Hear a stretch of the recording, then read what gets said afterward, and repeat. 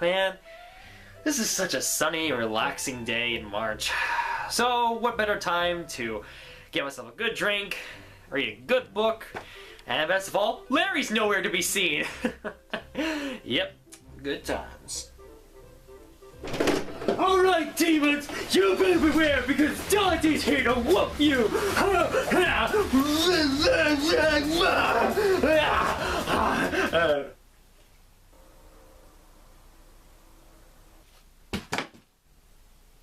Awkward? Awkward. Huh.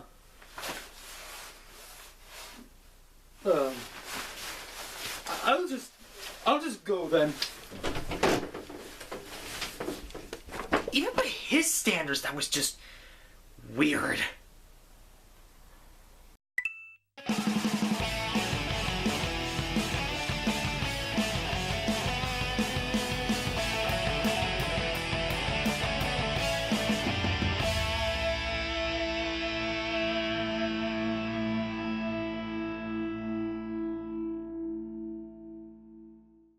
Greetings and welcome, ladies and gents, up to Super Gamer, and in celebration of the latest installment in the series, I thought it'd be the perfect time to take a look at the original Devil May Cry on PS2.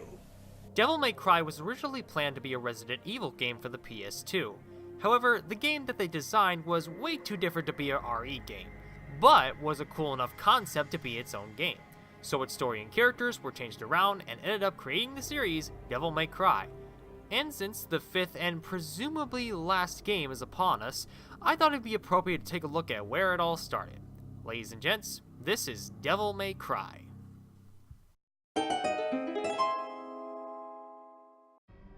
Long ago, a demonic knight known as Sparda fought the underworld and sealed it away from the human world, protecting humanity from the likes of the Emperor Mundus and his minions.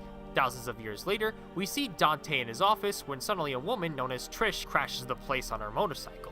She then proceeds to beat the living crap out of Dante, impaling him with his own sword. After Dante shows his amazing shooting skills, it's revealed that Dante is the son of Sparda himself, therefore making him a half-demon. And that's also why he can still get up and walk with a frigging sword in his chest.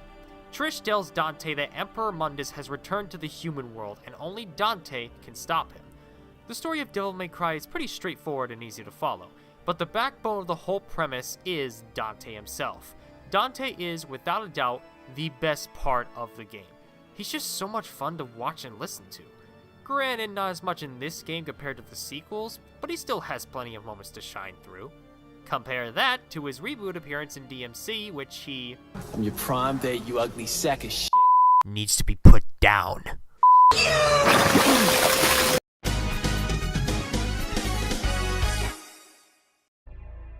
Graphically speaking, Devil May Cry is a great-looking PS2 game. Sure, this is the PS3 port from the Devil May Cry collection you're looking at, but regardless, it still looks really good. The environments all look gothic and creepy, which fits really well for the tone that this game is going for. Remember, this was supposed to be a Resident Evil game at first, so of course the atmosphere is going to be on point. The soundtrack, not only memorable, it's gripping with atmosphere. And the song that plays when you encounter enemies, unlike the battle theme from Sonic Unleashed, never gets tiring to listen to.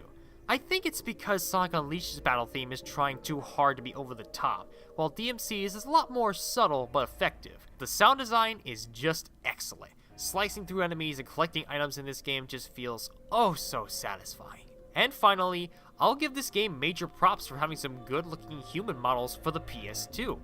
They don't look off like a lot of PS2 games do, which could be because of the game's art style, but I digress.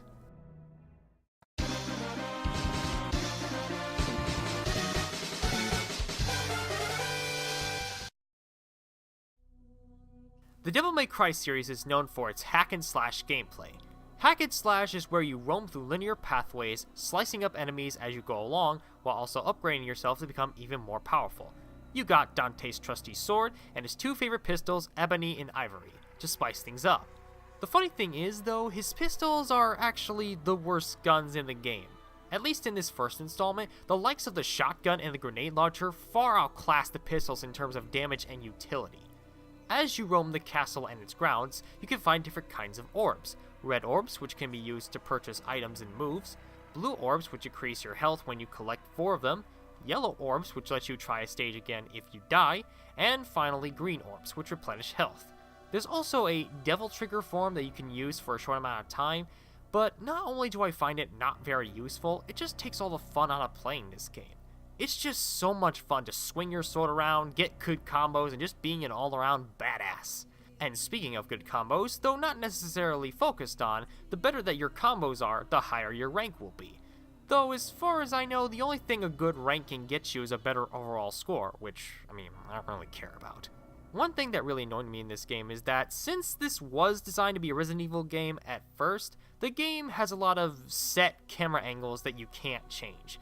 It doesn't sound that annoying, but it really is more of a detriment than anything, especially with certain boss fights. As far as the boss fights themselves are concerned, they're actually pretty well done. I have some issues with the first boss and the pirate ship boss, but everyone else is very fun and challenging to fight. So overall, Devil May Cry is a ton of fun. It is a bit basic compared to the sequels, but it makes up for it with some cool characters, a gripping atmosphere, fun yet challenging gameplay, and a very intriguing story. I just hope that the sequel's not as bad as I hear it is. So, with that said, I'm going to give Devil May Cry on PS2 a 5 out of 5. Until then, I'm the Super Gamer, and I will see you all next time. Bye-bye!